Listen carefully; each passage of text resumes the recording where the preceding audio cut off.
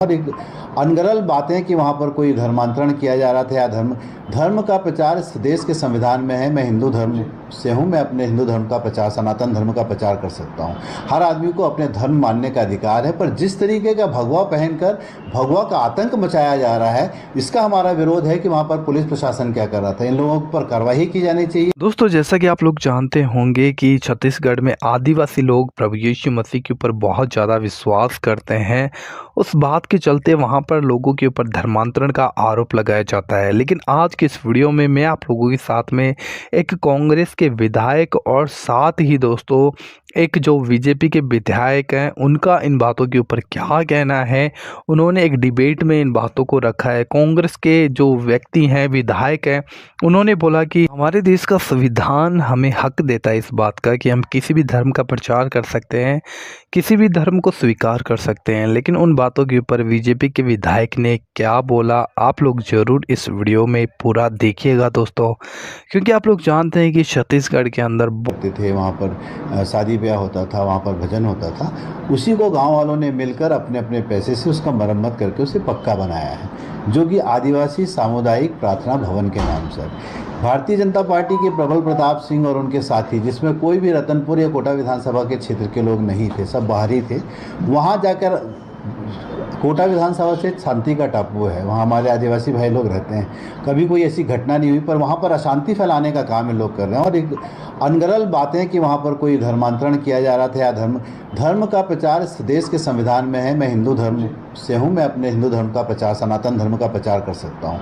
हर आदमी को अपने धर्म मानने का अधिकार है, पर जिस तरीके का भगवा पहनकर भगवा का आतंक मचाया जा रहा है, इसका हमारा विरोध है कि वहाँ पर पुलिस प्रशासन क्या कर रहा था। इन लोगों पर कार्रवाई की जानी चाहिए। स्पष्ट तौर पर कह दूं कि बेलतरा और कोटा क्षेत्र में कांग्रेस के नेता और कांग्रेस के संरक्षण में ईसाई मिशनरी के द्वारा जो धर्मांतरण मतांतरण का कुचक्र चलाया जा रहा है और शासकीय भवनों को कब्जा करके चर्च परिवर्तित किया जा रहा है, मैं आपके माध्यम से बता देना चाहता हूं कि अगर जरूरत पड़ी तो बुलडोजर से, यानी योगी बाबा के मॉडल से भी जवाब मिलेगा उन्हें। कौम है 12 को मारा कूटा 400 करोड़ हो गए। अब 400 करोड़ को मारोगे तो क्या बनेगा, तो देख लो तुम। ये क्रिश्चियन कौम माफ करने वाली कौम है, लेकिन डरने वाली कौम नहीं है। माफ करने वाले हैं, हम माफ कर देंगे जिसने मारा, लेकिन डरने वाले नहीं है। प्रीच सुनो, प्रीच करते रहे थे, करते हैं और करते रहेंगे। मिरेकल्स होते थे, हैं और करते रहेंगे, कुछ रुकेगा नहीं। आमीन।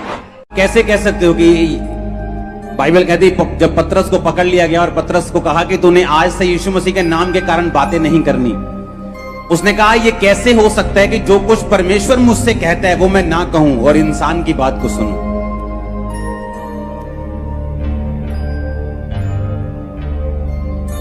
जितने भक्ति के साथ जीवन बिताना चाहेंगे वो सब क्या किए जाएंगे, ऊंची आवाज में बोलो।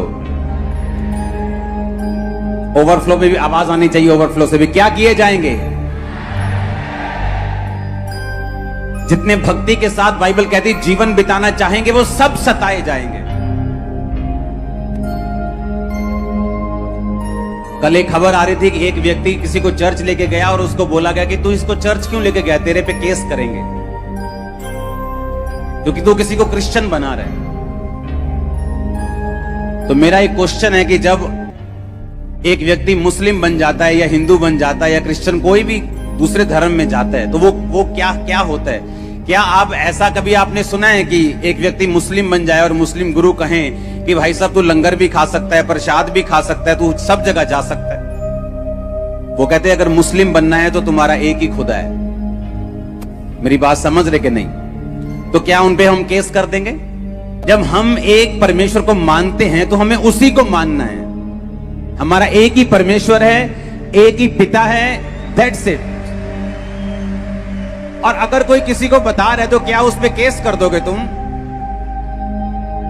पंजाब में 90% पास्टर्स के पास अपनी जगह के लिए पैसे नहीं है और वो लोग कह रहे हैं कि धर्म परिवर्तन जो है वो पैसे देके किया जा रहा है। अगर पैसे होते पास्टर्स के पास तो पहले वो जगह ना खरीदते जो हर 2 साल बाद उन्हें जगह चेंज करनी पड़ रही। हाँ, अगर किसी को मसीहियत क्रिश्चियनिटी अच्छी लग रही है तो आप भी अपनी अच्छाइयां बताएं, किसी की बुराइयां मत ढूंढें, क्योंकि आपको मिलेंगी नहीं। अगर कुर्बानियों की बात करें तो क्रिश्चियनिटी में जितनी वर्ल्ड में कुर्बानियां हुई हैं, किसी धर्म में नहीं हुई होंगी। लेकिन हमारा मकसद अपने धर्म को किसी के साथ कंपेयर करना नहीं, किसी को नीचा करना नहीं, किसी को टीस देना नहीं, बल्कि सबके लिए प्रार्थना करना और सबके सबसे सब प्यार करना और सबको साथ लेके चलना है। आमीन। दोस्तों आज की इस वीडियो में इतना ही। आशा करता हूँ आप लोगों को जरूर ये वीडियो अच्छा लगा होगा। एक लाइक कीजिएगा, शेयर कीजिएगा। हमारे चैनल पे पहली बार पहुंचे हो जरूर चैनल को सब्सक्राइब करके जाइएगा। प्रभु आप सभी को बहुत आशीष दे। जय मसीह की। बाय। मेरे भाई बहनों, नॉर्मल सी बात है, जो लोग नहीं जानते वो ऐसी ही बात करेंगे। हमारे परमेश्वर ने हमें शिक्षा दी है कि हमें शांत रहना है, किसी भी हालत में, किसी भी मुश्किलों में हमें अपना क्रोध जाहिर नहीं करना है, क्योंकि जब हम क्रोध कर देंगे तो हमारे साथ बहुत कुछ बुरा हो सकता है।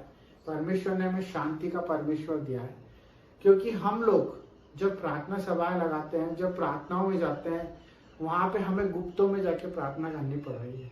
उसका मुख्य कारण क्या है, इस पे हमें गौर करना है। और क्यों ऐसा हो रहा है, क्योंकि हमारा परमेश्वर कोई ऐसा परमेश्वर नहीं है जिसे हम बोलने में शर्माएं। हमारा परमेश्वर ऐसा परमेश्वर नहीं है कि उसके कोई दाग है जिसे हम छुपा रहे हैं। हमारा परमेश्वर कोई ऐसा नहीं है जो कुछ अनर्थ कर कर रखा हुआ है कि हम उस वजह से आज गुप्त स्थानों में जाके प्रार्थना करते हैं। हमें प्रार्थना करनी है, हम दिल खोल के सबके लिए प्रार्थना कर सकते हैं। जब हम इस चीज को अपने अंदर डाल देंगे कि अपने पड़ोसी को बताते हुए हमें झिझक ना हो, हमें कोई खौफ ना हो। जब हम बंद कमरे में किसी चीज को करते हैं तो लोगों की शंका जाहिर होती है। हमें परमेश्वर की बातों को सुनना तो है, परंतु उसे बयां करना भी आना चाहिए। हमें क्लियर बताना आना चाहिए कि हम क्या करते हैं, कैसे करते हैं और क्यों करते हैं। हम किसके आदेश से करते हैं और किसके लिए करते हैं और इससे हमारा क्या फायदा है। जो लोगों को ये लगता है कि जहां पर चर्च बन जाती है, जहां पर जो 4 लोग प्रार्थना करने लग जाते हैं, वहां पर धर्म परिवर्तन होना शुरू हो जाता है। इन्हें इस चीज का खौफ इसलिए क्योंकि ये लोग खुद अभी तक अपने आप को क्लियर नहीं कर पा रहे कि ये लोग हैं क्या। क्योंकि जो धर्मांतरण की बात करते हैं ये इन्हीं के बीच में से है। मैं आपको आज मैं बताता हूँ इसका मुख्य जड़ क्या होता है कि जब हम चर्चेस में प्रार्थना करते हैं, वो अधकच्चे ज्ञान लेके हमारे पास से चले जाते हैं।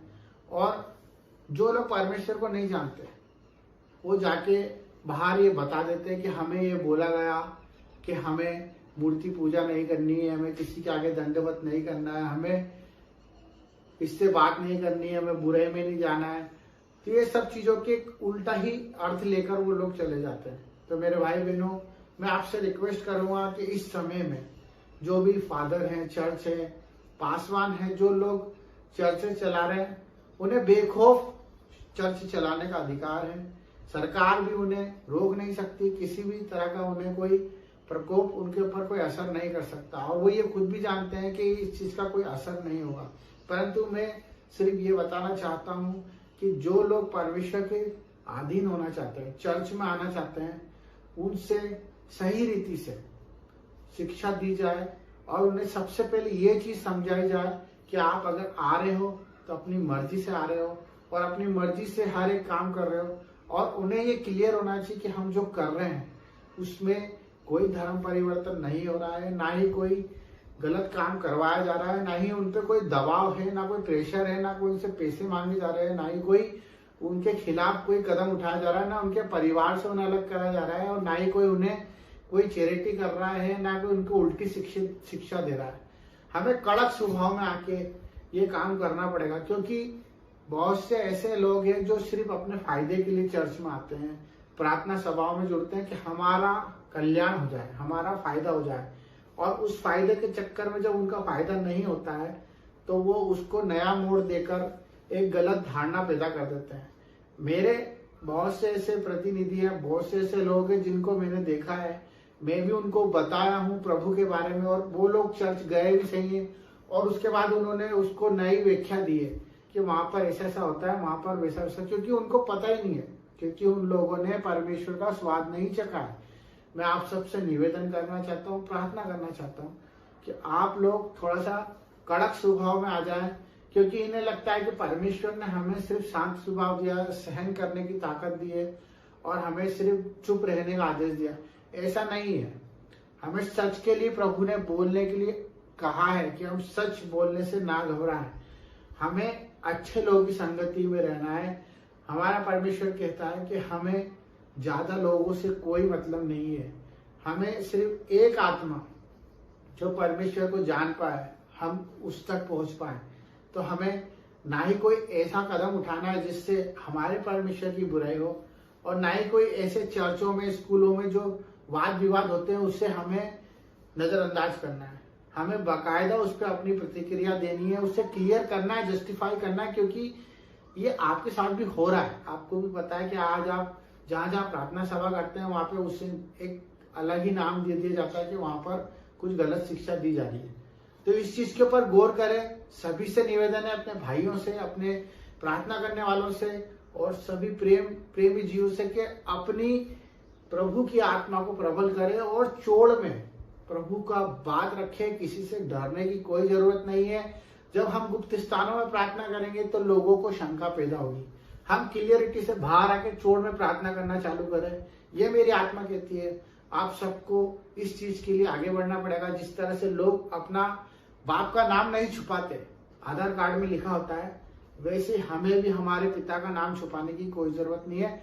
हमें प्रचार प्रसार करना है। बाकी बुद्धि को सहारा लेके, समझ के साथ परमेश्वर के वचन को अगर बांटना चाहते हो तो नीडर होके बांटे।